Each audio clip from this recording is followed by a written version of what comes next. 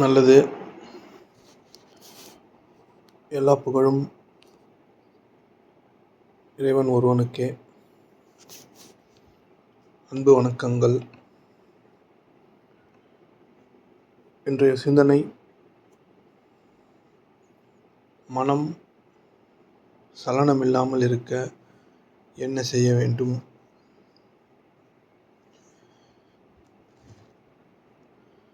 மாமிசம், அசைவம் உண்பதால் ஞானம் அடைய முடியுமா? இல்லை, மாமிசத்தை பற்றி பேசுங்கள். என் வாழ்வில் துன்பம் வருவதற்காக நான் எதையும் செய்யவில்லை. ஆனால் துன்பம் மிகவும் எளிதாக என்னை பற்றிக் கொள்கிறது. ஏன்?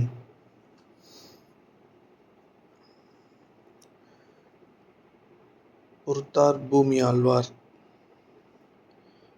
பொறுமை அப்படி என்றால் என்ன அப்படின்னு சிந்தனைகள் இருக்கு. பொறுத்துக்கொள்ளுங்கள். போன வாரத்துக்கு முந்தின வாரம் கிளாஸ் ரெக்கார்ட் பண்ண முடியல. ஒன்றே மட்டும்தான் அப்லோட் பண்ணியிருப்பேன். அது ஒரு நண்பர் எனக்கு கொடுத்தாரு, அவர் ரெக்கார்ட் பண்ணி வச்சதில். அதனால் அதோட இன்னொரு கிளாஸ் சரியாக கிளாரிட்டியாக இல்லாதனால அப்லோட் பண்ண முடியல. அதனால் பொறுத்துக்குங்க. நல்லது.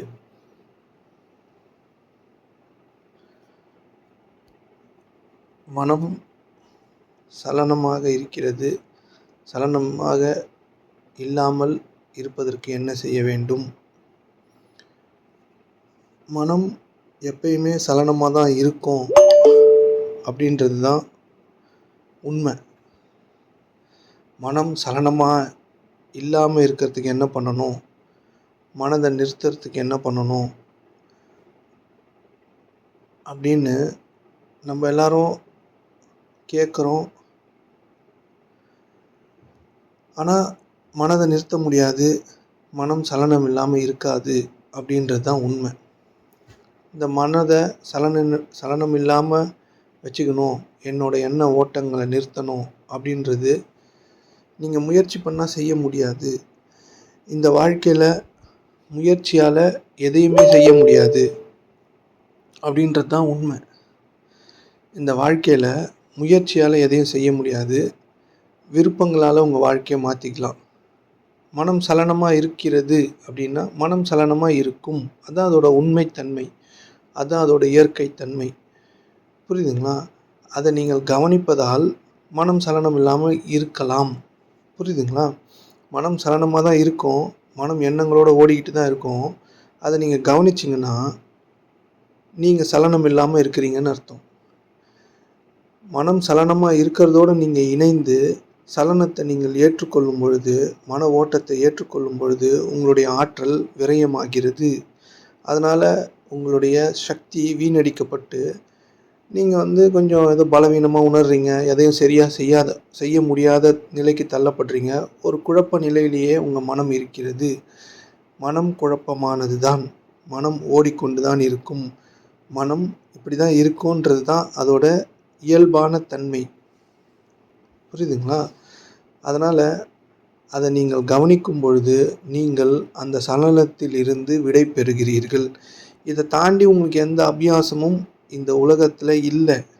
மற்றபடி நீங்கள் கேட்டு வைத்திருக்கும் கதைகளும் உங்களுக்கு அறிவுறுத்தப்பட்ட கதைகளின் வழியாக நீங்கள் ஒரு மாதிரியாக கடவுளையோ இல்லை இந்த ஆன்மீகத்தையோ புரிஞ்சு வச்சுக்கிட்டு உங்களுடைய அறிந்த செய்திகளின் வழியாக நீங்கள் ஒரு விதமாக இயங்குறீங்கள்ல, அது எதுவுமே உங்களுக்கான விடுதலையை தராது. எந்த தியானமும் எதுவுமே உங்களுக்கு விடுதலை தராது. நீங்களே உங்களை கவனித்து உங்களை பெறுவது தான் உண்மையான விடுதலைக்கு வழிவகுக்கும். இது நம்ம நிறைய வகுப்பில் பேசியிருக்கோம், இனிமேலும் நிறைய பேர் பேசுவாங்க. அதனால் இதை லேசாக புரிஞ்சுங்க. உங்கள் மனம்ன்றது எப்பயுமே ஓடும் தன்மை உடையது தான். சலனமாக தான் இருக்கும். யோசனைகளால் குவிந்திருக்கும். அப்படி தான் இருக்கும். அதில் நீங்கள் கலக்காமல் அதை பாருங்கள். அதை அப்சர்வ் பண்ணுங்கள், அவ்வளோதான். நீங்கள் கடலுக்கு போகிறீங்க, கடல் உள்ளே போய் அதோட ஆழத்தை பார்ப்பீங்களா, இல்லை கடல் கரையில் நின்று பார்ப்பீங்களா? கடல் கரையில் நின்று தானே பார்ப்போம், அது அழகாக தெரியும். அப்போது அதே மாதிரி உங்களுடைய எண்ண ஓட்டங்களும் உங்களுடைய இச்சைகளும் உங்களுடைய மன ஓட்டங்களும் உங்களுடைய இயலாத்தன்மையும் எண்ணங்களாக விரிந்து ஓடுவதை ஜஸ்ட்டு பாருங்கள், அவ்வளோதான். நீங்கள் அது கூட கலக்கும் பொழுது நீங்கள் சலனமாகவே மாறிவிடுகிறீர்கள். அதனால் மனம் சலனமாக இருக்குதுன்னு நீங்கள் சொல்கிறீங்க. மனம் சலனமாக இருக்குது, அதனோடு இணைந்து நீங்கள் உங்கள் ஆற்றலை இழக்கும் பொழுது நீங்களும் சலனமாக மாறிப்போவதாக ஒரு கற்பனையிலேயே நம்ம வாழ்ந்துக்கிட்டுருக்கோம். புரியுதுங்களா? ஒரு கற்பனையிலேயே நம்ம வாழ்ந்துக்கிட்டுருக்கோம். அதனால் இதை எத்தனை வாட்டி உங்களுக்கு எதுக்கு இதையே ரிப்பீட்டடாக சொல்லிக்கிட்டே இருக்கோம் அப்படின்னா, உங்கள் மனதில் இதை பதிய வச்சாதான் மனம் என்னன்னு மனமே புரிஞ்சுக்கும். உங்களோட துன்பங்களுக்கு என்ன காரணம்? நான் யாருக்கும் எந்த துன்பமும் செய்யலை, ஆனால் துன்பம் மட்டும் என்னை எளிதாக பற்றி கொள்கிறது.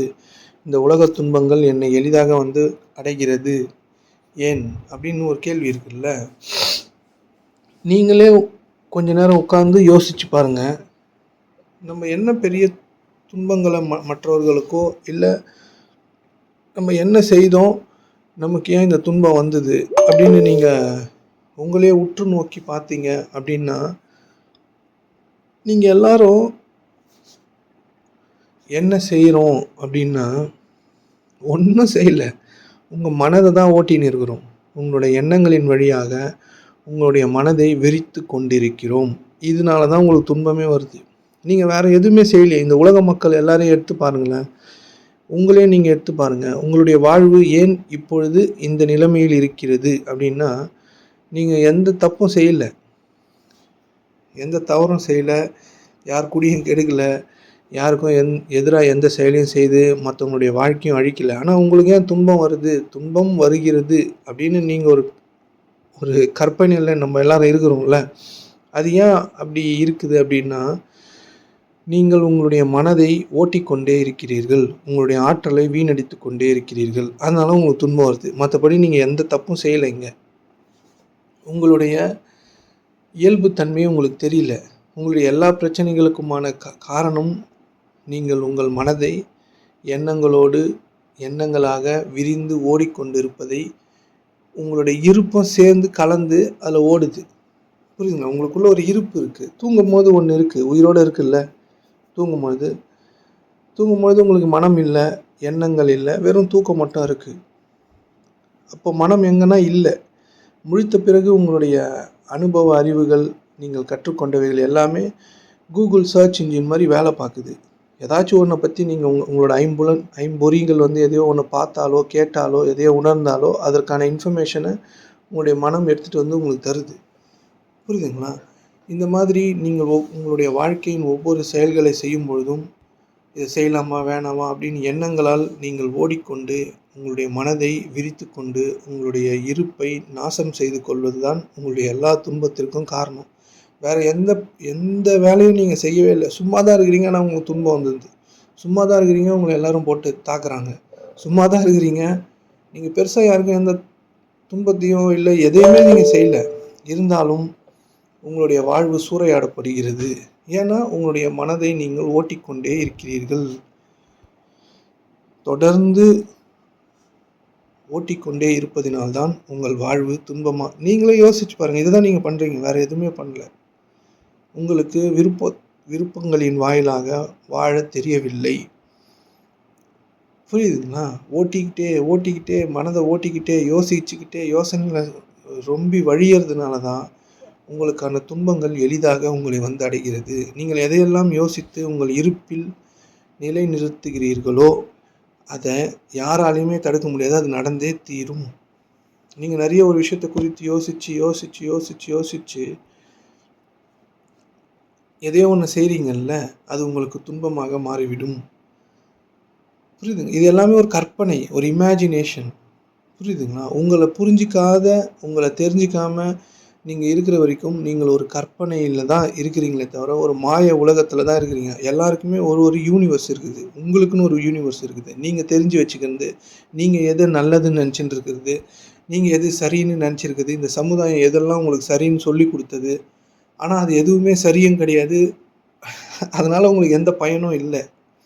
ஏன்னா நம்ம எல்லாரும் இந்த சமுதாயம் நமக்கு என்ன சொல்லி கொடுத்த நல்லதுகளையும், நமக்கு என்னென்னலாம் இதெல்லாம் செய்தால் சரின்னு சொன்னதையும் தான் செய்கிறோம். ஆனால் வாழ்வு நலம் பெறுற மாதிரி தெரியல. ஏன் எங்கே தப்பாக இருக்கும் அப்படின்னு பார்த்தா, தப்பு நம்மக்கிட்ட மட்டும்தான் இருக்குது.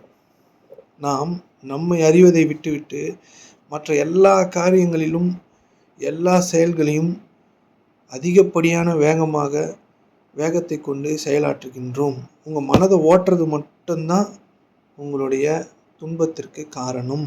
சும்மா இருங்கள் அப்படின்னா, என்ன வேணுமோ அதில் உங்கள் மனதை நிறுத்துங்க, அவ்வளோதான். மனதை நிறுத்துவது என்பது எண்ணங்கள் இல்லாமல் நிறுத்துறது இல்லை. என்ன வேண்டுமோ அதில் நிறுத்திட்டு சும்மா இருந்தீங்கன்னா அது நடக்கும்.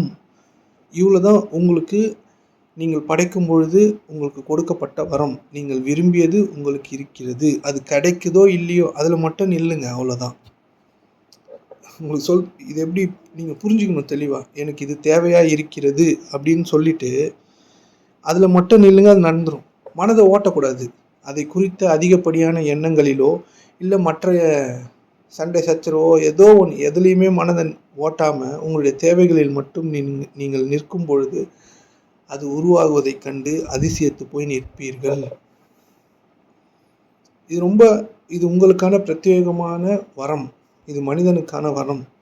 இந்த பிரபஞ்சமும் எல்லாவற்றையும் அப்படித்தான் படைத்து கொண்டிருக்கிறது. அது வேணும்னா வேணும், அவ்வளோதான், அது படைக்கப்பட்டுரும். அந்த மாதிரியான வரம் உங்களுக்கும் இருக்கிறது. ஏன்னா நீங்கள் இறைவனின் சாயலில் படைக்கப்பட்டிருக்கிறீர்கள். நீங்கள் இந்த உலக அறிவு அப்படியே நிராகரிச்சுட்டு, இந்த உலக அறிவு மற்றவர்களின் உதவிக்காக அப்படின்னு சொல்லிட்டு உங்களுக்கு ஏதோ தேவையாக இருக்கிறது, அது உங்களால் இப்பொழுது வாங்க முடியாத சூழலில் கூட நீங்கள் இருக்கலாம். ஆனால் உங்களுக்கு அதை பற்றிலாம் எந்த கவலையும் கிடையாது, தேவையில்லை. எது வேண்டுமோ எது தேவையோ அதன் மீது உங்கள் மனதை நிறுத்திட்டீங்கன்னா அது நடக்கக்கூடியதாக இருக்கிறது. இது ஒரு பிரம்மாண்டமான விஷயம். நீங்கள் அது எப்படி நடக்கும் என்ன எதுவுமே யோசிக்க வேணாம். உங்களுக்கு எது தேவையாக இருக்கிறதோ அதன் மீது நில்லுங்கள், உங்கள் மனதை நிறுத்துங்கள், அவ்வளோதான். யோசனையின் பக்கம் செல்ல வேண்டாம். இது உங்கள் வாழ்க்கையை மாற்றுறதுக்கான வழி.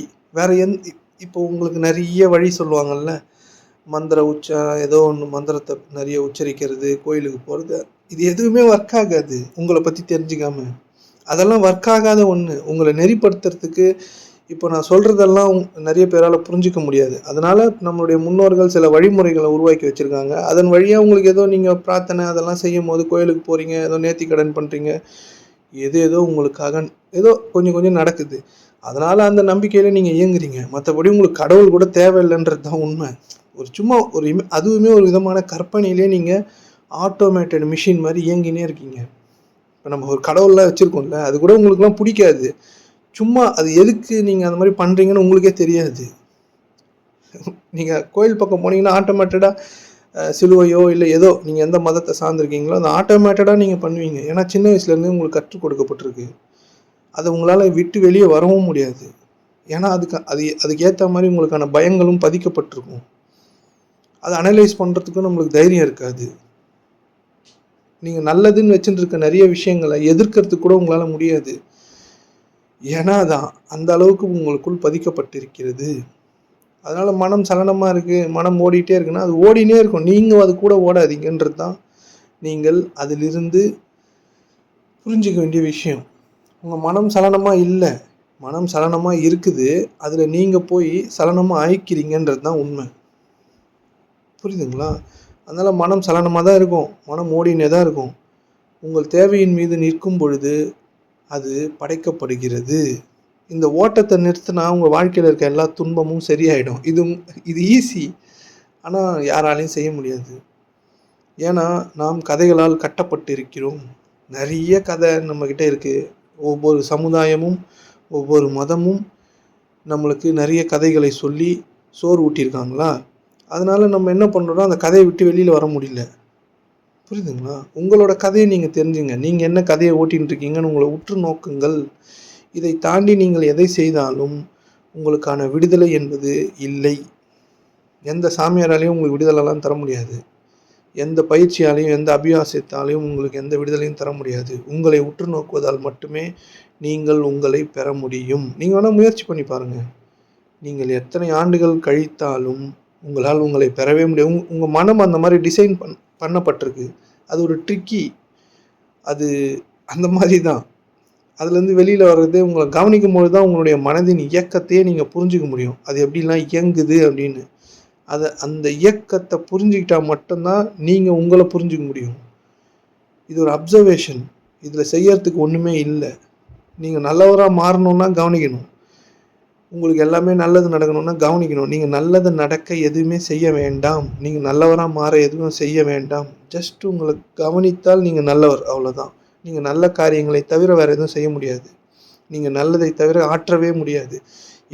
ஏன்னா நீங்கள் கவனிக்கும் பொழுது நீங்கள் உங்கள் இருப்பில் இருப்பதால் நல்லதெல்லாம் உங்களை நோக்கி வந்து செய்யும். நீங்கள் எதுவும் பண்ண வேண்டாம். உங்களுக்காக இந்த பிரபஞ்சம் செயல்களை நடத்தும். நீங்கள் காரணக்கர்த்தாவாக இருக்க மாட்டீங்க, நீங்கள் இருப்பீங்க, அவ்வளோதான். இதெல்லாம் நீங்கள் கவனிக்கும் பொழுது உங்களுக்கு கிடைக்கும். இதெல்லாம் நீங்கள் கவனித்து பார்த்தீங்கன்னா நான் சொல்கிறதெல்லாம் உங்களுக்கு ஈஸியாக புரிஞ்சிடும். வேறு எந்த விஷயமும் உங்களை வந்து எந்த நிலைக்குமே கொண்டு போகாது. உங்களை வேணால் யாருக்குன்னா அடிமையாக வச்சுருக்கோம். நீங்கள் வேணால் ஒரு முட்டாள் போல் அதெல்லாம் செய்துன்னு இருக்கலாம். அதனால் எந்த யூஸும் கிடையாது. நீங்கள் செய்யும் உங்களுடைய மனம் எப்படி இருக்கும்னா, ஏதாச்சும் ஒரு விஷயத்த புதுசாக செய்யும் பொழுது ரொம்ப ஆர்வமாக செய்யும். 10 நாள் கழிச்சு அதை விட்டுரும், அவ்வளோதான். அந்த மாதிரி தான் இங்கே இருக்கிற எல்லாருமே ஆன்மீகத்தை குறித்து எல்லாத்தையும் அந்த மலைக்கு போகலாமா, இந்த மலைக்கு போகலாமா, ஜீவ சமாதிக்கு போகலாமா, அங்கே போகலாம். நீ எங்கேயும் போனால் உன்னையே நீ பார். உன்னை உற்று நோக்கு. சலனமாக இருக்கின்ற மனதை பார். சலனமே இல்லாமல் ஆகிடும் அது. புரியுதுங்களா? இதுக்கு மேலே வேறு என்ன டெஃபினிஷனோ இல்லை என்ன வழிகாட்டுதலோ உங்களுக்கு தேவைன்னு நீங்கள் நினைக்கிறீங்கன்னு நீங்களே உங்களை கேட்டு பாருங்கள். யாருமே செய்வதற்கான செயலை செய்கிறதே இல்லை. எல்லாரும் இப்போது எப்படி சரி பண்ணுறது, எப்படி நீ தான் சரி பண்ணணும், அது உங்ககிட்ட தான் இருக்குதுன்னு உங்களுக்கு பல முறைகள் எடுத்துரைக்கப்பட்டாலும் மனம் எங்கெல்லாம் ஓடுகிறதோ அதன் பின்னே ஓடி வாழ்க்கையை வாழ்ந்துட்டு அப்புறம் திருப்பியும் அதே கேள்விகளை எழுப்பி கொண்டு என்ன பண்ணுறது, என்ன செய்யறது அப்படின்னா அதில் என்ன இருக்குதுன்னு நீங்களே யோசிச்சு பாருங்கள். நீங்கள் செயல் செய்தாக வேண்டும். நீங்கள் செய்ய இந்த மானிட பிறவி செய்ய வேண்டிய ஒரே செயல் அது அதையே உற்று நோக்குவதை தவிர வேறு எதுவும் இல்லை. நீங்கள் உங்கள் சோத்துக்கு கூட எதுவும் பண்ண வேணாம். இதை நீங்கள் பண்ணி பாருங்கள். உங்களுடைய சோறு உங்கள் தட்டுக்கு வந்தே தீரும். உங்களுக்காக படைக்கப்பட்ட உணவு உங்கள் தட்டில் வரும். நான் விளையாட்டுக்கு சொல்லலை. நான் இதெல்லாம் சொன்னால் நல்லா ஜாலியாக இருக்கணும்னு சொல்லலை. இதெல்லாம் நான் பெற்ற அனுபவம், பெறுகின்ற அனுபவம், பெறப்போகின்ற அனுபவம். நிறைய என் வாழ்வில் அதிசயங்களை நிகழ்ந்துனே இருக்கும். நீங்கள் நினைச்சு கூட பார்க்க முடியாது இப்படிலாம் நடக்குமா அப்படின்னு. ஒரு பிரம்மாண்டமான வாழ்வு. சொர்க்கத்தில் இருந்துக்கிட்டே சொர்க்கத்துக்கு வழி நீங்கள் தேடிட்டுருக்கீங்க. அதான் பிரச்சனையே. சொர்க்கத்தில் இருந்துக்கிட்டே சொர்க்கத்துக்கான வழியை நீங்கள் தேடவே முடியாதுன்றது தான் உண்மை. புரியுதுங்களா? உங்களிடம் எல்லாம் இருக்கிறது. உங்களுடைய சூழல்கள் எல்லாமே ஒரு விதமான மாயைத்தன்மை உடையவை. உங்களுக்கு நிறைய கடன் இருக்குல்ல, கடன் நீங்கள் கொடுக்காம இருங்க. உங்ககிட்ட ஏன்னா பணம் இல்லைல்ல, கொடுக்காம இருங்க. உங்களை உற்று நோக்கினே இருங்க. கடன் ஈஸியாக அடையும். இதெல்லாம் எப்படி அடையும் அப்படிலாம் நீங்கள் கேட்கலாம். இதெல்லாம் உங்கள் அறிவு. இந்த அறிவுலாம் இந்த பிரபஞ்சத்துக்கு தேவையே கிடையாது. எப்படி இந்த மரம் வளர்ந்தது அப்படின்னு உங்கள் அறிவால் சொல்லிட முடியுமா? எப்படி இந்த விதை வந்தது, எப்படி தண்ணி வருது, எப்படி காற்று எங்கேருந்து வருது உங்கள் அறிவால் சொல்லிட முடியுமா? காற்று எப்படி இருக்கும் அப்படின்னு உங்கள் அறிவால் சொல்ல முடியுமா? அந்த மாதிரி உங்கள் வாழ்க்கைக்கு அறிவுன்றது சாதாரணமாக இந்த கூட்டத்தோடு இயங்கிறதுக்கு தான் அறிவு தேவை. மற்றவங்க இப்போ 2 பேர் நடந்து வரணும்னா முட்டிக்காமல் இருக்கிறதுக்கு தான் அறிவு தேவை. கொஞ்சம் நகர்ந்து நிற்கணுன்றதுக்கு தான் அறிவை தவிர மற்றபடி இங்கே இருக்கிற எதுக்குமே நீங்கள் அறிவை பயன்படுத்தி டெஃபினேஷனே கொடுக்க முடியாது. இங்கே இருக்கிற பிரபஞ்சம், இயற்கை எதுக்குமே நீங்கள் டெஃபினேஷன் கொடுக்க முடியாது. உங்களால் எதுவுமே கண்டும் பிடிக்க முடியாது. சூரியன் ஏன் இப்படி இருக்குது, ஏன் இவ்வளோ வெப்பமாக இருக்குது, அதுக்கு எப்படி இவ்வளோ வெப்பம் வந்தது, நிலா ஏன் குளிர்ச்சியாக இருக்குது, அதுக்கு ஏன் இவ்வளோ குளிர்ச்சி வந்ததுன்னு உங்களோட அறிவை வச்சு அதுக்கு எதனா சொல்லிடுவீங்களா? சயின்ஸ் ஏதாவது கண்டுபிடிச்சின்னு இருக்குது, அதாவது முழுமை கிடையாது. அது கண்டுபிடிச்ச வரைக்கும் சொல்லுது, அவ்வளோதான். நம்ம புக்கில் படிக்கிற சயின்ஸ் எல்லாமே கண்டுபிடிச்ச வரைக்கும் சொல்லிகிட்டு இருக்கு, அவ்வளோதான். அது முழுசாக கண்டுபிடிக்கல இன்னும். அது இன்னும் கண்டுபிடிச்சின்னு தான் இருக்கும். இன்னும் 1000 வருஷம் போனாலும் கண்டுபிடிச்சின்னு இருக்கும், கண்டுபிடிச்சினே தான் இருக்கும். கண்டுபிடிச்ச வரைக்கும் நம்மளை படிக்க வைக்குது, அவ்வளோதான். அதனால் இந்த இயற்கையை பற்றி இங்கே ஏன் இத்தனை உயிரினங்கள் இருக்குது? கொசு ஒன்று குட்டியாக இருக்குது, அதுக்கும் எல்லாமே இருக்குது. கொசு நசக்குனா ரத்தம் வருது. நிறைய உயிரினங்கள் இருக்குது, விலங்குகள் இருக்குது, எல்லாமே வித்தியாசம். இதெல்லாம் உங்கள் அறிவை வச்சு சொல்லுங்கள் பார்ப்போம். சொல்ல முடியாது. ஏன் பசிக்குது? காலையில் சாப்பிட்டா ஏன் நைட்டு மதியானம் பசிக்குது, நைட்டு பசிக்குது? இதெல்லாம் உங்கள் அறிவை வச்சு சொல்லுங்கள். கேட்டால் எதனா ஒன்று அது குளுக்கோஸ் காலி ஆகிடும், சாப்பிட்ட உடனே ஜீரணமான உடனே ரத்தத்தில் கலந்துடும், திருப்பி பசிக்கும், எனர்ஜி தேவை அப்படின்னு எதனா ஒன்று ஒப்பேத்தின்னு இருக்கலாம். மற்றபடி இங்கே இருக்கிற எல்லா விதமான படைப்புகளை பற்றியான உங்கள் அறிவுகள் எல்லாமே சொற்பமான அறிவுகள் தான். அதனால் உங்கள் வாழ்க்கைக்கு அறிவுன்னு ஒன்று தேவை கிடையாது. என்ன வேணுமோ அப்படியே பிளைண்டாக அப்படியே நேக்கடாக நினச்சிங்கன்னா, உங்களுடைய மனதை நிறுத்திட்டீங்கன்னா, நிறுத்துறதுன்றது என்ன தேவையோ அதன் மீது, அவ்வளோதான். அது பேர் விருப்பம். அப்படி வச்சிங்கன்னா அது நடக்கும், நடந்தே தீரும். இது இந்த பிரபஞ்சத்தோட நியதி, அதோட இயல்பு அது. புரியுதுங்களா? அதனால் இதை கொஞ்சமாக சிந்திச்சு பாருங்கள். மனம் சலனமாக தான் இருக்கும், நீங்கள் அது கூட சேர்ந்து சலனமாக ஆக வேண்டாம். எனக்கு வாழ்க்கையில் ஈஸியாக துன்பம் வருதுன்னு கேள்வி இருக்குல்ல, நீங்கள் ஈஸியாக துன்பம் வரத்துக்கு செய்கிற ஒரே விஷயம் உங்கள் மனதை ஓட்டுறது தான். உங்கள் வாழ்வு இன்றைக்கு இப்பொழுது இருக்கிறது, அவ்வளோதான். நேற்று நடந்ததெல்லாம் விட்டுருங்க. நீங்கள் நேற்று என்னவா இருந்தீங்களோ, எப்படியாப்பட்ட தவறுகளை செய்திருந்தாலும் உங்களை சுற்றி ஒன்று இருக்குல்ல, ஸ்பேஸ், அது உங்களை மன்னிச்சிடும். அதை மாதிரி கருணையாளன் யாரும் கிடையாது, அதை மாதிரி மன்னிக்கிறவன் எவனும் கிடையாது. அது மாதிரி நீங்கள் எது கேட்டாலும் தரும். ஆனால் கேட்க தான் தெரியல. ஏன்னா நீங்கள் உங்கள் மனதோடு, உங்களுடைய அறிவோடு, உங்களை மற்றவர்களோடு ஒப்பிட்டு இந்த உலகம் இப்படி அப்படி ஏதோ ஒரு கதை எழுதுறீங்கல்ல, டெய்லி ஒரு கதை. அதெல்லாம் வேணாம். நீங்கள் இறப்பதற்காக பிறந்திருக்கிறீர்கள், அதுக்குள்ளே ஜாலியாக வாழ்ந்துருங்க. உங்களது சின்ன வீடாக இருக்கட்டும், ஓட்ட வீடாக இருக்கட்டும், ஏதோ ஒன்று இப்போதைக்கு உயிரோடு இருக்கிறோம்ல நம்ம, அது ஒன்று வாழ ஆரம்பிங்கள், அவ்வளோதான். நிறைய எழுதாதீங்க, நிறைய எதுவுமே எழுத வேண்டாம். நீங்கள் உங்கள் வாழ்க்கையை குறித்து எதுவும் எழுதவே வேண்டாம். நீங்கள் நடந்து பண்ணி கல்லிச்சு சாவில் தான், அதை பற்றி நிறைய எழுதாதீங்க. தீர்ப்பு எழுதி எழுதி எழுதி எழுதி உங்கள் வாழ்வை நீங்கள் நாசமாக்கி கொண்டிருக்கிறீர்கள். அது பொய், அது இல்லாத ஒன்று, அது ஒரு மாயை. உங்களுடைய முடிந்த காலங்கள் எல்லாமே ஒரு விதமான இமேஜினேஷன் தான். நீங்கள் எதிர்காலம்னு ஒன்று வச்சுன்னு இருக்கிறது ஒரு இமேஜினேஷன் தான். புரிந்து கொள்ளுங்கள். உங்களை உற்று நோக்குவதை தவிர நீங்கள் எதை செய்தாலும் நீங்கள் ஒரு அடிமை தான். உங்களுக்கு அது எந்த விடுதலையும் தராது. தயவுசெய்து புரிஞ்சுங்க. எந்த விடுதலையும் நீங்கள் செய்கிற அபியாசமும் தியானமும் செய்யாது. நீங்கள் கவனித்தா தியானம் அதுவாக நிகழும். உங்களை புரிஞ்சிக்கிறத தவிர நீங்கள் செய்யக்கூடிய உன்னதமான நன்மையான செயல் அது மட்டும்தான், உங்களை புரிஞ்சுக்கிறது. அதை தாண்டி நீங்கள் என்ன தான் பாடுபட்டு எதையெல்லாம் செய்தாலும் நீங்கள் ஒரு முட்டாள்தான். அதெல்லாம் நீங்கள் நல்லதுன்னு நினச்சிட்டு இருக்க எதுவுமே உங்களுக்கு நல்லதையே தரல அப்படின்றது தான் உண்மை. அப்படி தந்துருந்தால் உங்களுக்கு நல்லதெல்லாம் நடந்திருக்கலாம்ல. உங்களை உற்று நோக்குவதை தவிர நல்லது என்பது எதுவும் இல்லை. நீங்கள் உங்களை கவனிக்கும் பொழுது நல்லது தானாக நிலை பெறும். உண்மை தானாக நிலை பெறும். நீங்கள் பேசக்கூட வேண்டாம், நீங்கள் உங்களை பற்றி நிரூபிக்க வேண்டாம். எல்லாமே உங்களுக்காக துணை நிற்கும். இங்கே ஒரு பிரம்மாண்டமான வாழ்வு இருக்கிறது. நீங்கள் நினச்சதெல்லாம் எந்த உழைப்பும் இல்லாமல் நடக்கும். நான் விளையாட்டுக்கு சொல்லலை, பொய் சொல்லலை. நிறைய பேர் என் கூட இருக்கிறவங்க பார்த்துருக்காங்க. அது நடந்தே தீரும். உங்கள் மனதை மட்டும் ஓட்டக்கூடாது, உங்கள் யோசனையில் நீங்கள் முழுகக்கூடாது. இது ஈஸி தானே. இதை செய்யறதுக்கு தான் நீங்கள் 100% உங்களோட முயற்சியை செய்யணும். இந்த உலக வாழ்க்கையை மேம்படுத்துறதுக்கு எந்த முயற்சியும் வேண்டாம். அது தன்னால் நடக்கக்கூடிய ஒன்று. நீங்கள் கற்பனைகளில் மூழ்கி மூழ்கி மூழ்கி உங்கள் வாழ்வை சிதறடித்து கொண்டிருக்கிறீர்கள் அப்படின்றது தான் உண்மை. நீங்கள் ஏதோ நல்லது செஞ்சுட்டேன்னா நினைச்சிட்டு இருக்கீங்களா? அதெல்லாம் நல்லது இல்லை.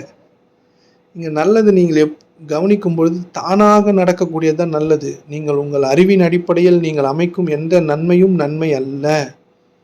புரிஞ்சுங்க. நீங்கள் ஏதோ நல்லது, இவங்களுக்கு சோறு வாங்கி கொடுத்தா நல்லது, அவனுக்கு ஃபீஸ் கட்டினா நல்லது, அவன் படிக்க வச்சா நல்லது, அவனுக்கு எதோ அறிவு புகட்டினா நல்லதுன்னு நீங்கள் நினைக்கிறீங்களா? சும்மா இருங்க, சும்மா இருங்கள். நல்லதெல்லாம் அதுவாகவே நடக்கும். நீங்கள் எல்லாருக்கும் பண்ண முடியாது நல்லதெல்லாம். 4 பேருக்கு பண்ணலாம், அதுவும் அவன் எடுத்துக்கிறானா இல்லையான்றதெல்லாம் உங்களுக்கு தெரியாது. நீங்கள் ஒரு சாட்டிஸ்ஃபேக்ஷனுக்கும் உங்களுடைய ஈகோவின் சாட்டிஸ்ஃபேக்ஷனுக்கும் தான் நீங்கள் ஏதோ நல்லது செய்கிறேன், இது பண்ணுறேன், அதை பண்ணுறேன்னு எதனா ஒப்பேத்தின்னு இருக்கீங்க. சும்மா இருங்க. சும்மா மட்டும் உங்களால் இருக்கவே முடியாது. ஒன்று எதனா ஒன்று பண்ணி அட்லீஸ்ட் நல்லது பண்ணணும்னாச்சும் பண்ணின்னு இருப்போம் நம்ம. சும்மா மட்டும் இருக்க முடியாது நம்மளால. சும்மா இருந்து நீங்கள் யாருன்னு தெரிஞ்சுங்க. அதுதான் இறைவனுக்கு மிகவும் பிடித்த காரியம். இறைவன் ஒன்று இருக்குல்ல, அதை நீங்கள் யாருன்னு தெரிஞ்சிங்கன்னா தான் உங்களுக்கே அது புரியும். அது வரைக்கும் அதெல்லாம் புரியாது. அதெல்லாம் அது மேலேயும் நீங்கள் நிறைய தீர்ப்பு எழுதி அதன் மீதும் ஒரு மாயத்தன்மையை பூசி அப்படியே அது அப்படி இப்படி அப்படி அப்படின்னு ஓட்டலாம் எவ்வளோ வேணாலும். நீங்கள் எவ்வளவு தவறுகள் கடந்த காலங்களில் செய்திருந்தாலும் அது மன்னிக்கப்படும். உங்கள் வாழ்வு சரியே இல்லை, இப்போ காலையில் சாப்பிட்றதுக்கு சோறே இல்லைனாலும் உங்களை கவனிங்க, சோறு வந்தே தீரும். எதுவுமே இல்லை, வரும். நல்லதின் மீது வாழுங்கள். இந்த வாழ்வு அவ்வளோ ஒன்றும் கஷ்டமானதெல்லாம் கிடையாது நீங்கள் நினச்சிட்டு இருக்க மாதிரி. இது ரொம்ப எளிமையானது தான், ரொம்ப நல்லது தான். இந்த வாழ்வு அற்புதமானது தான். இதில் எல்லாரும் ஒரு எதனா ஒன்று தீர்ப்பை எழுதி வச்சுக்கிட்டு எனக்கு அடுத்த ஜென்மம் வேணாம், இந்த ஜென்மம் வேணாம், இந்த ஜென்மத்திலே நீ ஒன்றும் கிழிக்கல, அடுத்த ஜென்மத்தில் என்னத்தை கிழிக்க போகிற, உனக்கு வேணான்னு வேற சொல்கிறேன் அப்படின்னு நம்ம கேட்டுக்க வேண்டியது தான்.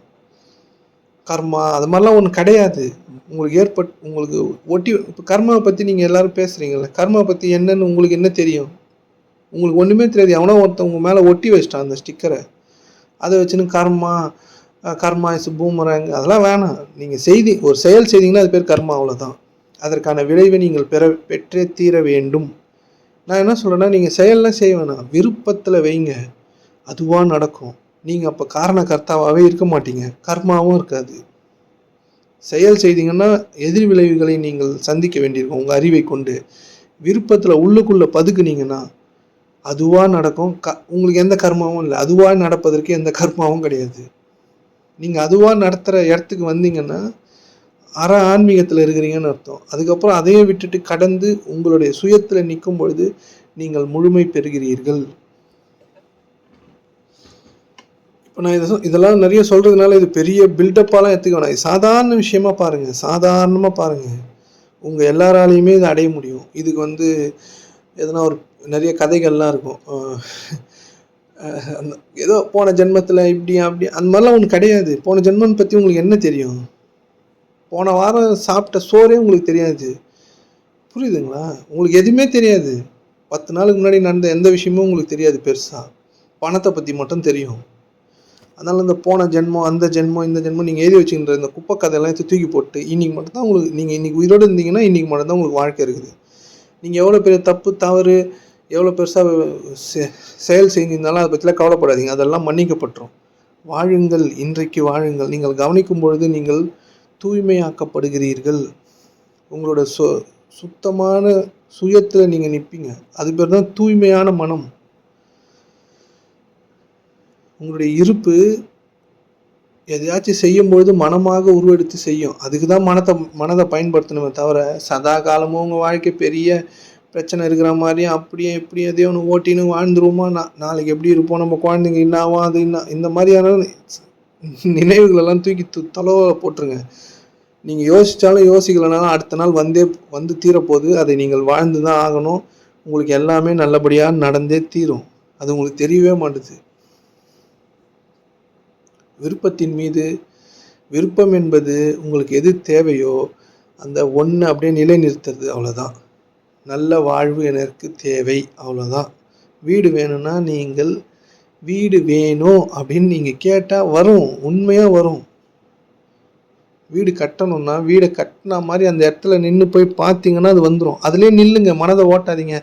பக்கத்து வீட்டு கதை, மற்றவங்க கதை, இந்த கதை, அந்த கதை, எந்த கதையும் உங்களுக்கு தேவையில்லை. உங்கள் கதை மட்டும்தான் உங்களுக்கு தேவை. யாரையும் நீங்கள் திருத்த முடியாது, யாருக்கும் நீங்கள் எதுவும் செய்யவும் முடியாது. உங்களுக்கு மட்டும்தான் நீங்கள் எதனா செய்துக்க முடியும். நல்லது செய்கிறேன், அவனுக்கு இதை கத்துறேன் அதை கத்துறேன்னா அவன் உங்களுக்கு எதனா சூப்பர் சார் நீங்கள் அந்த மாதிரி எதனா உங்களை பாராட்டுவான்ல, அதுக்கு தான் நீங்கள் அதெல்லாம் செய்கிறீங்க. உங்களுக்கு எதனா செய்து உங்களே நீங்கள் பாராட்ட முடிஞ்சுக்குமான்னு பாருங்கள். சும்மா இருங்க. அப்போ தான் நீங்கள் உங்கள் மனம் சலனமாக இருக்குது, நீங்கள் சலனமாக இல்லைன்னு புரிஞ்சிக்க முடியும். எனக்கு துன்பம் சும்மா வரல, நான் மனதை ஓட்டுறேன். நீங்கள் எல்லாரும் என்ன தப்பு செய்கிறீங்கன்னு யோசிச்சு பாருங்கள். மனதை ஓட்டுறீங்க, அதனால துன்பம் வந்தது, அவ்வளோதான். கற்பனையும் அதனோடு சேர்ந்து எழுந்து கொள்கிறது. இல்லாத ஒன்றை இருப்பதாக நினைத்து வாழ்ந்து நாசமாகி போகிறோம். இதில் கர்மாந்திரம், எவனா ஒட்டி விட்ட கதை, எதனா ஒரு கதை சொன்னான்னா முருகர் அங்கே வந்தார், அவர் இதை வாங்கினாரு, இயேசு அப்படி இருந்தார் இப்படி இருந்தார், எதனா ஒரு கதைகள் அது கூட ஒட்டிக்கின்னு அதை நம்பின்னு. ஏன்னா அதெல்லாம் ஃப்ரீ இல்லை உங்களுக்கு. ஃப்ரீயாக இருக்கிற எல்லாத்தையும் ஈஸியாக நம்பிடுவோம், அதன் அடிப்படையில் இயங்குவோம், வாழ்வோம். அதனால் உங்களுக்கு எந்த பிரயோஜனமும் இல்லைன்றதே உங்களுக்கு தெரியும். இருந்தாலும் அதெல்லாம் நல்லா இருக்குது இல்லை? அது மாதிரிலாம் இருந்தால் தானே நல்லாயிருக்கும். ஒரு போர் அடிக்காமல் போவோம்ல இதனால் கதை கேட்டுன்னு. இந்த இதிகாசம், ராமாயணம், கம்பராமாயணம் ஏதோ இருக்குல்ல, அது எதுவும் உங்களுக்கு பயன்படாது. நீங்கள் வேணால் கேட்டுக்கலாம். நான் என்ன பயன்படுதுன்னு நீங்களே உங்களை கேட்டு பாருங்கள். ஒன்றும் பயன்படாது நீங்கள் செய்யாத வரைக்கும். நீங்கள் முயற்சி பண்ணிலாம் இங்கே வாழ்ந்துன்னு இருக்க முடியாது. முயற்சி என்பது உங்கள் மனதின் தெளிவு தான் முயற்சியே. உங்களுக்குள்ளே ஒன்று குழப்பமாக இருக்குல்ல, அதை தெளிவுபடுத்துனீங்கன்னா அதுக்கான முயற்சி வேணால் நீங்கள் செய்யலாம். வெளியில் முயற்சின்றது ஒன்று கிடையாது. அதெல்லாம் நீங்கள் செய்கிற கொழுப்புத்தனம். உங்களை நீங்கள் மேன்மையை காமிச்சிக்கிறதுக்கும் உங்களுடைய பெருமையை நிலைநாட்டுறதுக்கும் நீங்கள் செய்கிற கொழுப்புத்தனம். கொழுப்புத்தனம்னா நீங்கள் தப்பாக புரிஞ்சிக்கக்கூடாது. கடவுள் அப்படி தான் அதை பார்ப்பார். நான் இருக்கும்போது நீ என்ன ஏதோ ஒன்று பண்ணின்னு இருக்க, என்கிட்ட கேட்டாலே நான் தர போகிறேன். எல்லா வேதங்களும் என்ன சொல்கிறது அப்படின்னா, என்கிட்ட கேளு சும்மா தரேன் அப்படின்னு சொல்லுது. இதெல்லாம் நம்ப முடியாது தான், ஆனால் நம்புங்க. நம்ம செய்கிற ஒரே ஒரு தப்பு கடவுளை நம்பாதது தான். இங்கே ஏதோ ஒன்று நம்மளை படிச்சது இதில் உங்களுக்கு எதனா எதை பற்றினா தெரியுமா? எதனா உங்களால் புரிஞ்சிக்க முடியுமா? எங்கேருந்து பிறந்தீங்கன்னு தெரிஞ்சிக்க முடியுமா? இல்லை எங்கே போய் சாவீங்கன்னு தெரிஞ்சிக்க முடியுமா? ஆஃப்டர் டெத்து சொர்க்கம் இருக்குது, நரகம் இருக்குது, எல்லாம் ஒரு கதை தான். நீங்கள் வாழும்போது தான் சொர்க்கத்தை சித்தரிக்க முடியும். உங்களுடைய இருப்பு தான் சொர்க்கம், உங்களுடைய மனதின் ஓட்டம் தான் நரகம். உங்களுடைய மனம் குழப்பமாக இருந்தாலே உங்களால் வாழ முடியாது. ரொம்ப எரிச்சலாக இருக்கும், எரிஞ்சு விழுவோம், சிரமமாக இருக்கும். அதுதான் நரகம். சொர்க்கத்தில் எல்லாம் ஃப்ரீ. சொர்க்கத்தில் நீங்கள் நினைத்தது நிறைவேறும், அதிசயங்கள் தான் நடக்கும். அங்கே நீங்கள் எந்த பாடுபட வேணாம். விருப்பத்தில் வாழ்பவர்கள் சொர்க்கத்தில் இருக்கிறார்கள். தன்னுடைய அறிவில் எல்லா செயலையும் செஞ்சுக்கிறவன் சாவறான். அவன்கிட்ட எவ்வளோ பணம் இருந்தாலும் அவன் நரகத்தில் தான் இருப்பான். அவனால் வாழ முடியாது. இதெல்லாம் நான் உங்களுக்கு சொல்லலை. இதெல்லாம் இந்த பிரபஞ்சம் இப்படி இயக்கத்தை வச்சுன்னு இருக்கு. அதை நான் பார்த்துட்டு உங்களுக்கு சொல்கிறேன். நீங்களும் உங்களை கவனிக்கும் பொழுது நான் எதையெல்லாம் சொன்னேனோ அதெல்லாம் உங்களுக்கும் புரியும். இந்த ரெக்கார்டிங்ஸ்லாம் இருக்க தானே போகுது. நான் சொல்கிறது பொய்யா இருக்க வாய்ப்பே இல்லைன்னு உங்களால் புரிஞ்சிக்க முடியும். யார் செய்கிறாங்களோ, செயல் வீரர்கள் தான் இங்கே ரொம்ப முக்கியம். புரியுதுங்க? இவ்வளோ ஈஸியான வாழ்க்கை உங்களை மற்றவங்களோட ஒப்பிட்டு உங்கள் வாழ்க்கையை பார்த்து சிரமப்பட்டுன்னு செதஞ்சினா இருக்க முடியும்? யோசிச்சு பாருங்கள். இப்போ நீங்கள் நல்லா தான் இருக்கிறீங்க, உங்களுக்கு என்ன தேவை? ஆனால் ஏதோ ஒன்று யோசிச்சு சாவுறீங்க. என்ன தேவை உங்களுக்கு? இப்போ நீங்கள் நல்லா தான் இருக்கிறீங்க, கை காலெலாம் நல்லா தான் இருக்குது, சாப்பிட்டு இருக்கீங்க, சாப்பாடு இருக்குது, இப்போ காலையில் சோறு இருக்குது, சாப்பிடுவீங்க, ஜாலியாக இருங்க. உங்களை கவனிக்கிறதை தாண்டி நீங்கள் ஒரு மண்ணும் செய்ய வேணாம். உங்கள் வேலைகளை கொஞ்சமாக செய்யுங்க, அவ்வளோதான். பெருசாக இந்த வாழ்க்கையை குறித்து கற்பனை குதிரைகள்லாம் ஓட்டாதீங்க. அந்த மாதிரிலாம் உங்களால் எதுவுமே பண்ண முடியாது. நான் இப்படி ஆகிடுவேன் அப்படி அப்படிலாம் அந்த மாதிரிலாம் எந்த கோலு ஒரு மண்ணும் உங்களுக்கு தேவை கிடையாது. உங்களுக்கு கோல்லாம் உங்களால் அச்சீவ் பண்ண முடியாது. அச்சீவ் பண்ணாலும் அது உங்களுக்கு துன்பமாயிடும். சும்மா இருங்க, அதுவாகவே உங்கள் காலடியில் வந்து விழுந்துடும். சும்மா இருங்க, காலடியில் விழுந்துரும்னா சும்மா இருந்துருங்க, அவ்வளோதான். நான் கோலை அச்சீவ் பண்ணுவேன், நான் டார்கெட் அச்சீவ் பண்ணுவேன், நான் டெய்லி அதெல்லாம் உங்களை கவனிக்கிறதை தாண்டி நீங்கள் வேறு என்ன கர்மத்தை செய்தாலும் அது உங்கள் வாழ்வில் கர்மமாகவே முடியும். உங்களுடைய சுய அறிவிலிருந்து நீங்கள் செய்யும் அனைத்து செயல்களுமே உங்களுக்கு துன்பத்தையே தரும். நீங்கள் வேணால் உங்கள் வாழ்க்கையில் நடந்த எல்லாத்தையுமே கவனித்து பாருங்கள். சும்மா இருங்க, நீங்கள் பெரிய ஒன்றை கண்டெடுப்பீர்கள். நீங்கள் மிகப்பெரிய பொக்கிஷம். உங்களை நீங்கள் கண்டெடுத்துட்டீங்கன்னா உங்களுக்கு புரியும், இந்த பிரபஞ்சமே புரிஞ்சிடும். திருவள்ளுவர் திருக்குறள்லாம் எழுதியிருக்காருல, அதெல்லாம் உங்களுக்குள்ளவே தான் அதெல்லாம் இருக்குது. அவர் அதெல்லாம் எழுதியிருக்காரு. இந்த வேதங்கள் என்னவெல்லாம் எழுதியிருக்கிறதோ எல்லாமே உங்களுக்கு யாரும் சொல்லிலாம் தர வேணாம், எல்லாமே அறிவிக்கப்பட்டு விடும். எல்லாவற்றின் மீதும் உங்களுடைய மூன்றாவது கண் திறந்து விடும். உங்களுடைய இருப்பு தான் உங்களோட மூன்றாவது கண். உங்களுடைய அறிவு தான் அதை தடுத்து நிறுத்தின்னு இருக்குது. உங்களுடைய யோசனையும் உங்களுடைய இறந்த கால வாழ்வும் எதிர்கால வாழ்க்கையை குறித்த பயமும் இறந்த காலத்தில் நீங்கள் செய்த தவறுகளும் உங்களை பயம்புறுத்தியே சாவடிக்குது. அது மாதிரிலாம் எதுவும் கிடையாது. ஜாலியாக இருங்க. இந்த வாழ்க்கைலாம் ரொம்ப சிரமப்பட்டு நீங்கள் நினச்சிட்டு இருக்க மாதிரி வாழ்கிறதுக்கெலாம் இது கிடையாது. அது என்னெல்லாம் கொடுக்குதோ அதை அப்படி அப்படியே ஜாலியாக வாழ்ந்துன்னு போங்க, அவ்வளோதான். வேறு எதுவுமே உங்களுக்கு அதான் சாய்ஸே. நீங்கள் வேணும்னா விரும்பலாம், அது நடக்கும். எவ்வளோ பெரிய விருப்பமாக இருந்தாலும் நடக்கும். அதுக்கு நான் கேரண்டி. அதனால் இதெல்லாம் லேசாக புரிஞ்சுங்க. மாமிசம், இறைச்சி, அசைவம் உண்பதை பற்றி கூறுங்க, பேசுங்கள். அதாவது மாமிசம் அப்படின்றதெல்லாம் நம்ம நிறைய வீடியோ போட்டிருக்கோம். சைவம், அசைவம், கறி சாப்பிட்றத பற்றிலாம் நிறைய வீடியோ போட்டிருக்கோம் நம்ம சேனல்லையே. அதாவது சைவம் அசைவம் அப்படின்னு எப்படி வந்துச்சு அப்படின்னா, யார் தன் இருப்பில் தனக்கு தானே போதுமானவங்களாக இருக்கிறாங்களோ அவங்க வந்து நிறைய உணவு சாப்பிட மாட்டாங்க. உங்களோட சுயத்தில் யார் இருக்காங்களோ அவங்களுக்கு பெருசாக இந்த உலக பொருட்கள்லேருந்து, உணவுப் பொருட்கள்லேருந்து சக்தின்றது ஒன்று தேவைப்படாது. அவங்களுக்கு அவங்களே போதுமானவங்களாக இருக்கிறதுனால கொஞ்சமாக சாப்பிட்டுப்பாங்க. புரியுதுங்களா? யார் அசையாத மனம் உடையவர்களாக இருக்கிறார்களோ அவர்கள் சைவம். யார் அசைகின்ற மனதை பெறுகிறார்களோ வச்சுன்னு இருக்கிறோமோ, இப்போ நம்மளான்னு வச்சுங்களேன், எல்லாரும் அசைவம். உங்கள் மனம் அசைந்து கொண்டே இருந்தால் நீங்கள் அசைவம். கறி சாப்பிட்றதுனால நீங்கள் அசைவம் கிடையாது, தெளிவாக புரிஞ்சுக்கணும். கறி சாப்பிட்றோம், நம்ம நான்வெஜ் சாப்பிட்றோம், அதனால் அசைவம். கறியே சாப்பிடாதவங்க வெஜிடேரியன் அப்படி கிடையாது. யாரெல்லாம் அவர்கள் மனதை ஓட்டிக்கொண்டே இருக்கிறார்களோ, அவர்களுடைய மனம் அசைந்து கொண்டே இருக்கிறதோ, அது அவங்க எல்லாரும் அசைவம் தான். அப்படி தான் அந்த பேரே வந்தது. யார் அவங்களுடைய மனதை நிறுத்தியிருக்காங்களோ அவங்களுக்கு பெரிய உணவுன்றது பெருசாக தேவையில்லை. பசிக்கு கொஞ்சமாக, சும்மா கொஞ்சமாக அவங்க சாப்பிடுவாங்க. ஆனால் கொஞ்சமாக தான் சாப்பிடுவாங்க. எளிதாக ஜீரணம் ஆகக்கூடிய உணவை தான் சாப்பிடுவாங்க. அதனால் அவங்க வந்து நான் வெஜிடேரியனை நெக்லெக்ட் பண்ணியிருக்காங்களே தவிர, மற்றபடி உணவின் அடிப்படையில் அசைவம் சைவம்னு ஒன்று கிடையாது.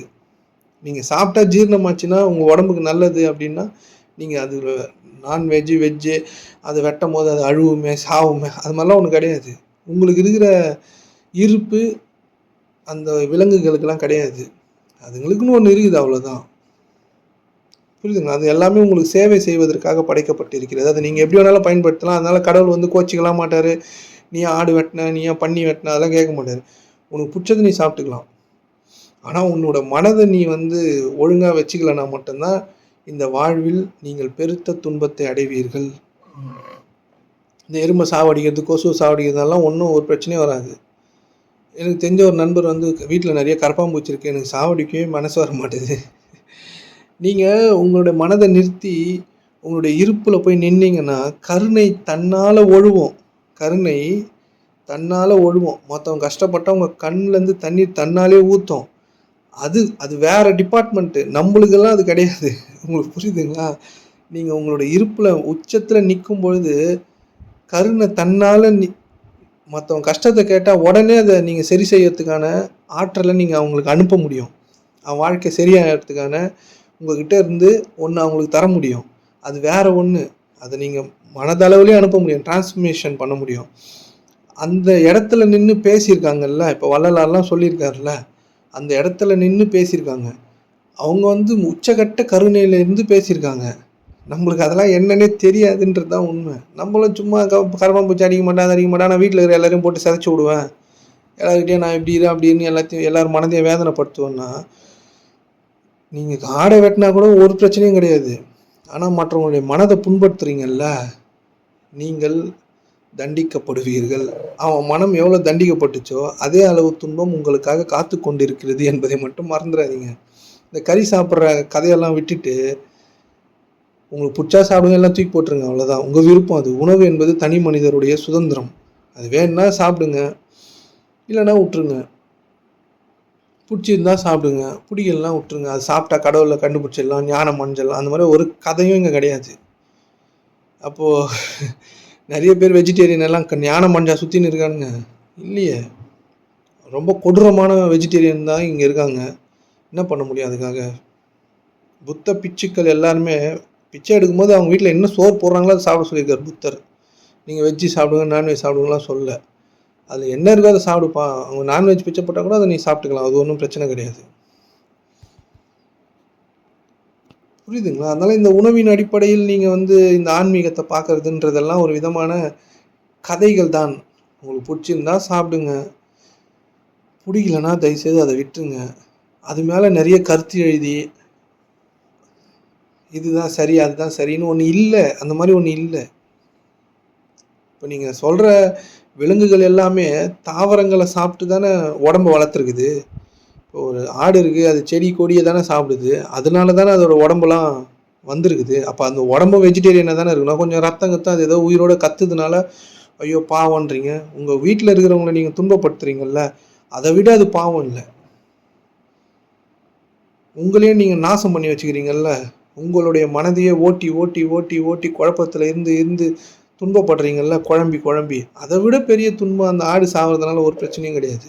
நீங்கள் ஆடெல்லாம் ஒன்றும் காப்பாற்ற வேணாம், அது ஒரு பிரச்சனையும் கிடையாது. பிடிக்கிறவங்க சாப்பிட்டோம், அவங்க இதில் நீங்கள் தலையிடாதீங்க. உங்கள் வாயில் எடுத்து வைக்கலல்ல, அது வரையும் சும்மா இருங்க. நீங்கள் யாரையும் வற்புறுத்தவும் முடியாது, இதை சாப்பிடாதுன்னு சொல்லவும் கூடாது. வெஜிடேரியன் சாப்பிட்றதுனால மேன்மையானவங்க, நான் வெஜிடேரியன் சாப்பிட்றதுனால அவங்க கீழ்மையானவங்க ஒன்றும் கிடையாது. உங்களுடைய மனதின் குணத்தை பொறுத்தே நீங்கள் மேன்மையாக கீழ்மையானு முடிவு பண்ணணுமே தவிர சாப்பாடை வச்சு இல்லை. புரியுதுங்களா? மற்றவங்களுக்கு நீங்கள் துன்பம் தராமல் இருங்க, அதுதான் பெரிய நல்லது. நீங்கள் கடவுள் உங்களை எதுவுமே சொல்ல மாட்டான். ஆடு வெட்டுறது மாடு வெட்டுறது, நீங்கள் எதை தின்னாலும் எதை பண்ண, இங்கே இருக்கிற எல்லாமே உங்களுக்காக படைக்கப்பட்டது. காற்று வருது, மரம் நிழல் தருது, மரம் நான் நிழல் தரேன் நீ நின்றுக்கிற, எனக்கு மட்டும் வெயிலாக இருக்குது. மரத்துக்கு வெயிலாக இருக்குது, கஷ்டப்படுங்க உட்காந்து. கஷ்டப்பட மாட்டீங்கல்ல? மரத்தை மட்டும் அவ்வளோ நிழல் வெயிலில் நிற்க விட்டு நீங்கள் மட்டும் நிழலில் நிற்கணுமா? மரத்துக்கு கஷ்டமாக இருக்காது? உங்களுக்கு தேவைன்னா முருங்கைக்காய் பறித்து சாப்பிடுவீங்க, எதனா இலையை டக்கு டக்குன்னு வெட்டுவீங்க, வாழைக்காய் வெட்டுவீங்க, வாழை மரத்தை அப்படியே சாய்ப்பீங்க. அதுக்கெலாம் ரத்தம் கண்ணீர்லாம் வராதா? அதுக்கும் வரும். உயிரோடு இருக்கிறதுனால தானே பச்சை பசேல்னு இருக்குது. செத்து போனால் காஞ்சிரும்ல. அதனால் இந்த மாதிரி குப்பை கதைகளை யார் யாரோ உங்களுக்கு எத்தி வச்சாங்கன்னா அதெல்லாம் தூக்கி அவன் மேலேயே போட்டு சும்மா இருங்க, உங்களை கவனிங்க. இந்த சோத்தை வச்சு உங்களுக்கு ஆன்மீகம் எதுனா யாருன்னா சொன்னாங்க, இந்த நீங்கள் கறி சாப்பிட்டீங்கன்னா உங்களுக்கு அண்ணாக்கள் அமுதம் சுரக்காது, இந்த யோகம் செய்யும் போது நீங்கள் கறி சாப்பிடக்கூடாது, இந்த மாதிரி கதைகள்லாம் யாருன்னா உங்களுக்கு சரி கறி சாப்பிடாத வேணீங்கன்னா அண்ணாக்கள் அமுதம் சுரந்து பார்த்துருக்கீங்களா? கொஞ்சம் வாங்கி தான் குடிச்சு பாருங்கள் அது எப்படி இருக்குதுன்னு. அது அப்படியே முடியோட குட்டி ஓட்டை இந்த மாதிரி பேய் கதைலாம் உங்களுக்கு நிறைய சொன்னாங்கன்னா அதெல்லாம் கேட்காதீங்க. சாப்பிடாதவன் பாவணும்ல, டெய்லி ஒருத்தன் இருக்கணும்ல. பிறவி நான் வெஜிடேரியன்லாம் அப்போது அண்ணாக்கள் அமுதம் சுரந்துருக்கணும்ல, சுரக்க மாட்டுது. மனதை ஒழுங்காக வச்சுக்கிறவனுக்கு எதுவுமே சுரக்காது. மனதை ஒழுங்காக வச்சிடலன்னா அவனுக்கு எதுவுமே சுரக்காது. அவனோட உடலில் நார்மலாக சுரக்க வேண்டிய எந்த விஷயமுமே சுரக்காது. மனதை ஒழுங்காக வச்சிருக்கிறதுன்றதே மனதை அதன் இயக்கத்தில் விட்டுட்டு உங்களுக்கு என்ன தேவையோ அதில் நில்லுங்க, ஓட்டாதீங்க, உங்கள் இருப்பை நாசம் செய்யாதீங்க. உங்களுடைய உச்சக்கட்ட உங்கள் கையில் ஒரு பெரிய வைரம் இருக்குது, அதை நீங்கள் உங்களுடைய எண்ணங்கள்ன்ற ஒரு குப்பைக்காக அதை வீசிட்டு குப்பையை போட்டு மூடி வச்சுருக்கீங்க. புரிஞ்சுங்க. அதனால் இந்த உணவின் அடிப்படையில் உங்களுடைய ஆன்மீகத்தையோ உங்களுடைய வாழ்க்கையோ இல்லை உங்களுடைய தரத்தையோ யார் நிர்ணயித்தாலும் அதெல்லாம் நீங்கள் அவங்கள எதிர்க்க கூட வேணாம். அவங்களுக்கு விருப்பப்பட்டால் சாப்பிட்டு போங்க, அவ்வளோதான். விருப்பம் இல்லைன்னா விட்டுருங்க. அந்த உணவின் அடிப்படையில் கடவுள் எதையுமே யாருக்கும் எதுவும் சொல்லலை. புரியுதுங்களா? நீங்கள் சொல்கிற விலங்குகள், நீங்கள் சாப்பிட்ற விலங்குகள் எல்லாமே தாவரத்தை தான் தின்னு நல்லா கொழுத்து வளர்ந்துருக்கே தவிர இலைகள் நீங்கள் போய் ஏதோ ஒரு இலையை சாப்பிட முடியாது. அதனால ஆடு சாப்பிடுது, நீங்கள் அதை சாப்பிட்டுக்கிறீங்க, அவ்வளோதான். நீங்கள் போய் மண்ணை சாப்பிட முடியாது, கோழி சாப்பிடுது, அதனால ஏதோ மண்ணில் இருக்க சத்து உங்களுக்கு வருது, அவ்வளோதான். வேணா இப்படி எடுத்துங்க. இதை பற்றி டிஸ்கஷனே தப்பு. இதுக்கும் ஆன்மீகத்துக்கும் ஒரு சம்மந்தமும் கிடையாது. மற்றவனை துன்பப்படுத்தாமல் இருக்கிறத தாண்டி நீங்கள் வேறு எந்த செயலையும் இறைவன் தப்பாகவே எடுத்துக்க மாட்டான். மற்றவங்க மனதை நீங்கள் ஏன் துன்பப்படுத்துறீங்கன்னு சொல்கிறேன்னா, அவங்களோட சூழலே உங்களுக்கு தெரியாது, புரியாது. உங்களுடைய தீர்ப்பின் அடிப்படையில் மற்றவங்கள காயப்படுத்துருவீங்க. நீங்கள் இதுதான் சரின்னு நினச்சின்னு உங்களுக்கு சரின்னு ஒன்று இருக்குல்ல, அதே மாதிரி எல்லாருக்கும் ஒரு சரி இருக்குது. அவங்கவுங்க சரியில்லை தான், அவங்கவுங்களுக்கு எது கரெக்டுன்னு நினைக்கிறாங்களோ அதை தான் அவங்க செய்வாங்க.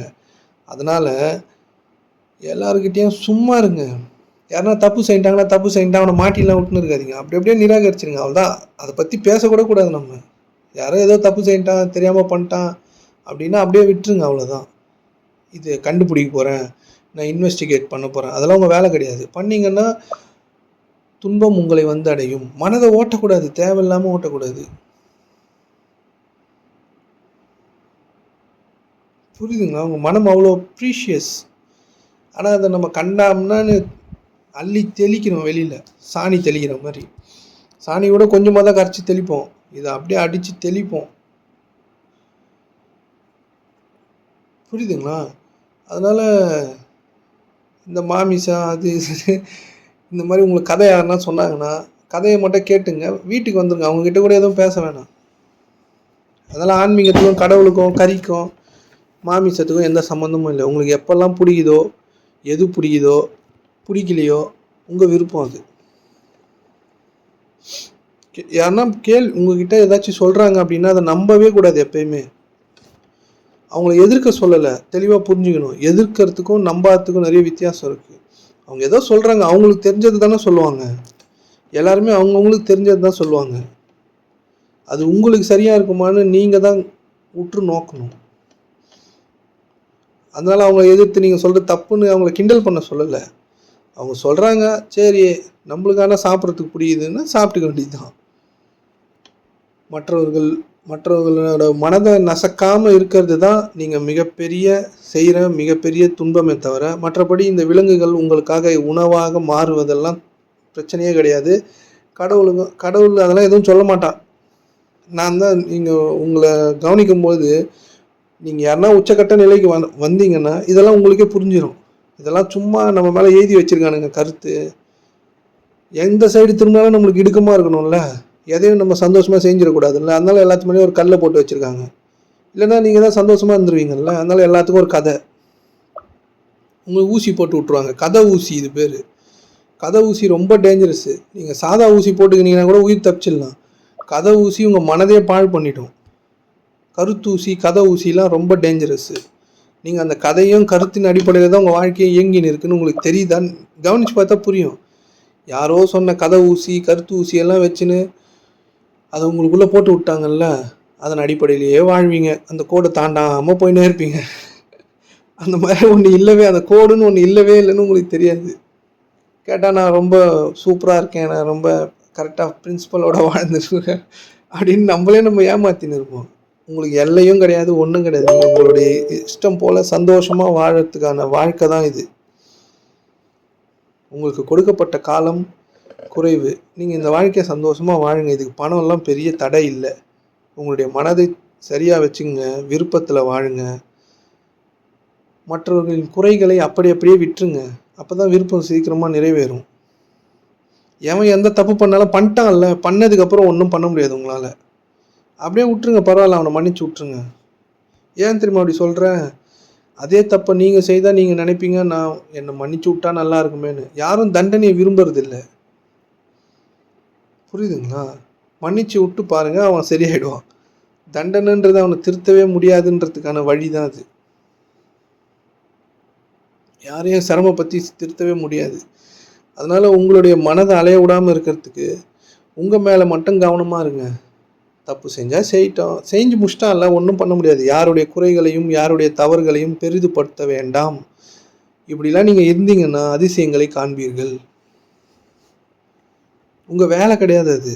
அவங்கவுங்க தப்பு செய்வதற்கான நற்கூலி அவர்களுக்காக வழங்கப்படும். அது எப்போ வழங்கப்படும்? எனக்கு மட்டும் உடனே கால் இடிச்சிக்கிச்சு, எனக்கு மட்டும் உடனே நடந்துச்சு, அவனுக்கு எப்போ வழங்கப்படும்? அந்த நீதிலாம் நீங்கள் கேட்கக்கூடாது. மற்றவனோட நீதிலாம் உங்களுக்கு தேவையில்லாத வேலை. கடவுள் அவனுக்கு மட்டும் இப்படி இருக்குது வச்சிருக்காரு, எனக்கு மட்டும் இப்படி இல்லையே, அதெல்லாம் நீங்கள் கேட்கக்கூடாது.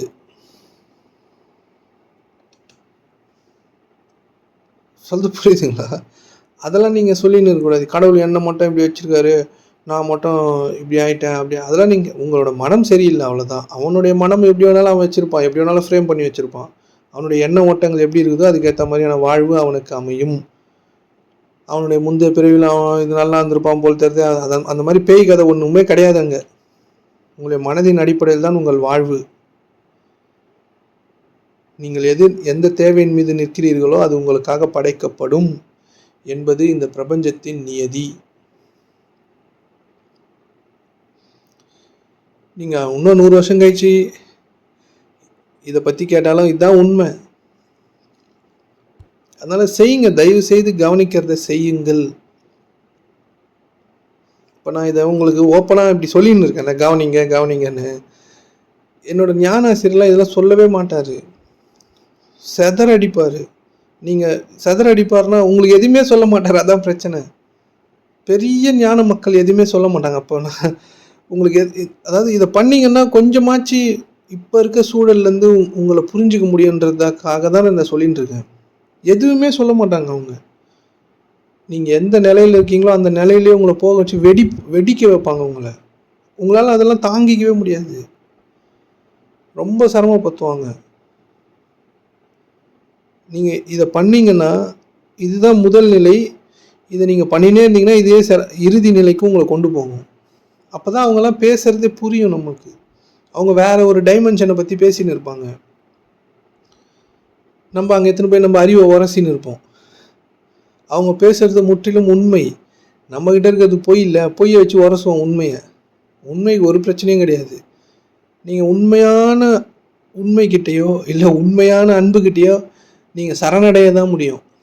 உயர்ந்த ஞான மக்கள்கிட்ட நீங்கள் சரணதான் அடைய முடியும், அவங்கள உரசவே முடியாது. தயவுசெய்து இதெல்லாம் கவனித்து பார்த்து நீங்கள் தெரிந்து கொள்ளுங்கள். நான் சொல்கிறது எல்லாமே நீங்கள் கவனித்தால் மட்டுமே உங்களுக்கு புரியக்கூடியது. நீங்கள் செய்திகளாக இதை சேகரித்தால் உங்களுக்கு எந்த பயனும் இல்லை. இதுவும் ஒரு கருத்து ஊசியும் அந்த மாதிரி கதை ஊசியுமாக தான் இருக்கும். நீங்கள் உங்களை கவனித்து உங்களையே நீங்கள் வெற்றி கொள்ளுங்கள். உங்களுடைய வாழ்வை சிறப்பாக மாற்றுறதுக்கான வழி இதை தாண்டி வேறு எதுவும் இல்லை.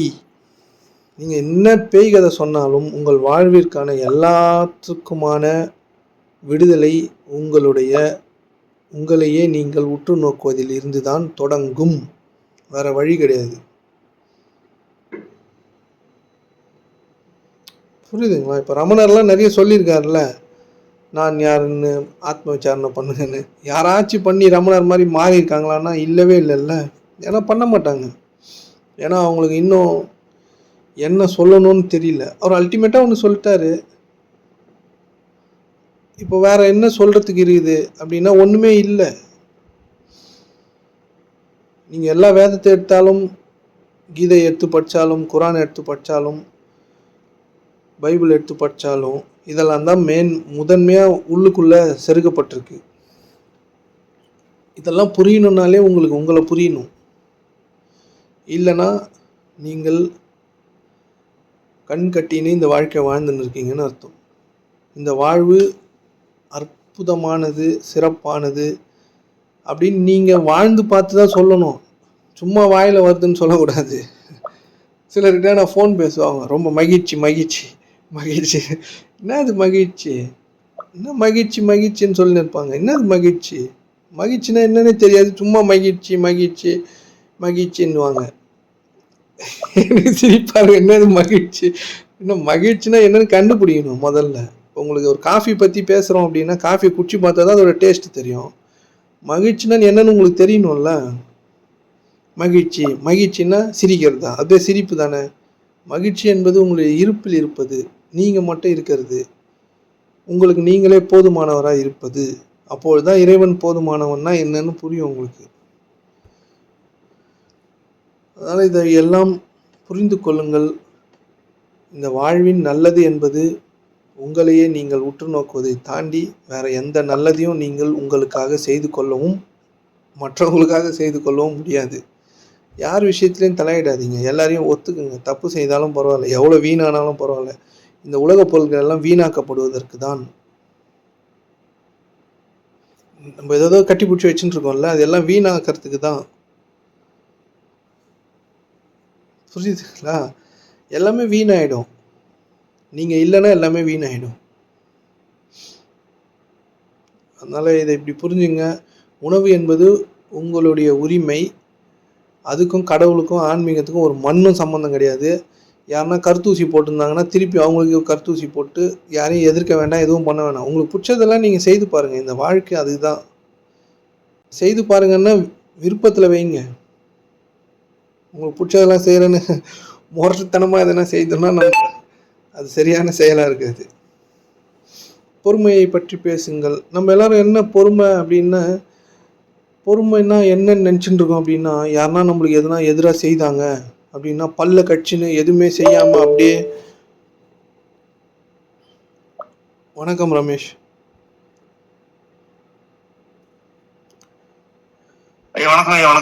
வணக்கம். பொறுமை அப்படின்னா நம்மளுக்கு எதிராக யாருன்னா எதனா செயல் செய்யும்போது அப்படியே பல்ல கட்சின்னு அவங்களுக்கு எதிராக எதுவுமே செய்யாமல் அடக்கின்னு இருக்கிறது பேர் பொறுமை இல்லை. அது பேர் இயலாமை, அடிமைத்தனம். புரியுதுங்களா? பொறுமை என்பது நீங்கள் கவனிக்கும் பொழுது உங்களுக்கு வருவது. நீங்கள் அதை பார்ப்பீங்க. இப்போ உங்களுக்கு ஏதோ ஒருத்தர் யாரோ துன்பம் செய்கிறாங்கன்னு வச்சுங்களேன், ஏதோ உங்களுக்கு எதிராக செயல்படுறாங்கன்னு வச்சுங்களேன், அவங்களுக்கு உங்களால் நல்லது செய்ய முடியுமா? அது பேர் பொறுமை. இப்போ உங்களுக்கு எதிராக ஏதோ பண்ணிட்டான், ஏதோ செய்துட்டான்னு வச்சுங்களேன், நீங்கள் நடந்து போகும்போது கயிறை பிடிச்சிட்டான், கால் தடி கீழே விட்டீங்க, எழுந்து நின்று அவனுக்கு ஏதோ ஒரு நன்மை நடக்க போது, அது நீங்கள் பண்ணாதான் நடக்கும், உங்கள் கையில் தான் அவனோட வாழ்விற்கான அடுத்த நிலைக்கு அவன் போகணுன்னா அவன் தான் உங்களை தடிக்கு உழ வச்சவன். ஆனால் அவனுக்காக நீங்கள் எதனா இதை நீங்கள் ஓகேன்னு சொன்னீங்கன்னா அவனுக்கு நல்லது நடந்துடும்னா, நீங்கள் ஓகேன்னு சொன்னீங்கன்னா நீங்கள் பொறுமையாளர்னு உங்களுக்கு இறைவன் பூமி ஆள்வதற்கான தகுதியை கொடுத்துருவான். நீங்கள் பொறுமையாக இருந்தால் பூமி கிடைக்கும். நீங்கள் வீடெல்லாம் நம்ம வாங்குறோம்ல, வீடெலாம் வாங்க வேணாம், பொறுமையாக இருந்தால் பூமி கிடச்சிரும், உண்மையாக கிடைக்கும். அது பேர் தான் பொறுத்தார் பூமி ஆழ்வார். நீங்கள் உங்களுக்கு எதிராக செயல்படுறாங்கல்ல, அவங்களுக்கு எதிராக செயல்படாமல் அவங்களுக்கு நன்மை செய்தீங்கன்னா நீங்கள் பொறுமையாளர். இதனால் மனம் எரியக்கூடாது, அடக்கிய நிலையில் இருக்கக்கூடாது, உங்களுடைய தீர்ப்புகளால் நிறைந்து ரத்தம் சிந்துற நிலைமையிலே இருக்கக்கூடாது. சாதாரண நிலையில் இருந்தீங்கன்னா இது கவனிக்கும் போது உங்களுக்கு கிடைக்கக்கூடிய ஒரு விதமான பரிசு. இது பேர் தான் பொறுமை. பொறுமைன்றது நீங்கள் அப்படியே அடக்கினே அந்த இடத்துல எதுவும் பேசாமல் நான் வந்துட்டேன், ரொம்ப பொறுமையாக இருந்துட்டேன், அதெல்லாம் நீங்கள் ஒரு டுபாக்கூர். அதனால் அந்த மாதிரி செயல்பட்டுருக்கிறீங்க. அதெல்லாம் உங்களால் பேச வேண்டியது தானே. ஏன்னா உங்களால் அங்கே பேச முடியாது, நீங்கள் அவங்களோட கீழே இருக்கிறீங்கன்னு நீங்களே உங்களை ஒரு விதமான தீர்ப்புக்குள்ளாக்கப்பட்டு பேசி வாயெல்லாம் போட்டு பார்க்க வேண்டியது தானே, வாயை திறந்து பார்க்க வேண்டியது தானே. முடியாது, அதனால சும்மான்ட்டோம், பொறுமையான்ட்டேன். அது பேர் பொறுமை கிடையாது. உங்களால் இயலாத்தன்மை அது. பொறுமை என்பது எந்தவித உள்ளுக்குள்ளே எந்த அழுத்தமும் இல்லாமல் அவங்கள அப்படியே ஒத்துக்குன்னு அவங்களுக்காக திருப்பி நல்லது செய்யும் பொழுது உங்களுக்காக பூமி படைக்கப்படும். இது நடந்தே தீரும். நான் உங்களுக்கு விளையாட்டுக்கு சொல்லலை. நீங்கள் இந்த மாதிரி செய்து பாருங்கள். இதை நீங்கள் வீட்டில் உங்கள் மனைவி கிட்ட செய்து பார்த்தாலே உங்களால் முடியுமா முடியாதான்னு தெரியும். உங்கள் மனைவி இல்லை உங்கள் கணவர் உங்களை செதறடிப்பாங்க, ரெண்டு பேரும் சேர்ந்து. இந்த ரெண்டு பேருமே உங்களுடைய ஈகோவை கையில் வச்சு விளையாடுறது கணவனும் மனைவி மட்டும்தான். இவங்கக்கிட்ட உங்களுக்கு இந்த மாதிரியான நெருக்கடி காலங்களில் அவங்களுக்குமே திருப்பி நல்லது செய்து சாதாரணமாக நீங்கள் மாறினீங்கன்னா அதற்கான பலன் உங்களுக்காக வந்தே தீரும். இதெல்லாம் தான் இறைவன்கிட்டேருந்து சம்பாதிக்கிறது. நெருக்கடி காலங்களில் பொறுமை காத்து இறைவன்கிட்ட பொறுப்பேற்படுத்திட்டு அதை பற்றியான எந்த சிந்தனையும் இல்லாமல் அவங்களுக்கு நல்லது நடக்கணுமே, நல்லா ஆயிடணுமே, அப்படி அந்த மாதிரியான மாற்றத்தை நீங்கள் பொறுமையை சம்பாதிச்சிங்கன்னா இந்த மாதிரி செய்து உங்களுக்கு வேற ஒரு டைமென்ஷனில் இந்த வாழ்வு காட்டப்படும்.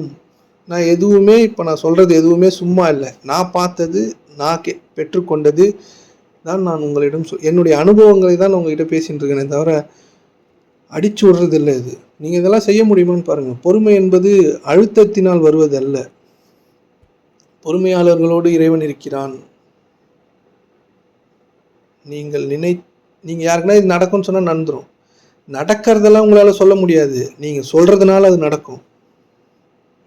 அற்புதமான வாழ்க்கைக்கு நீங்கள் நகர்த்தப்படுவீர்கள். இது எதுவுமே நான் சொல்கிறது எதுவுமே பொய் கிடையாது, இது எல்லாமே உண்மை.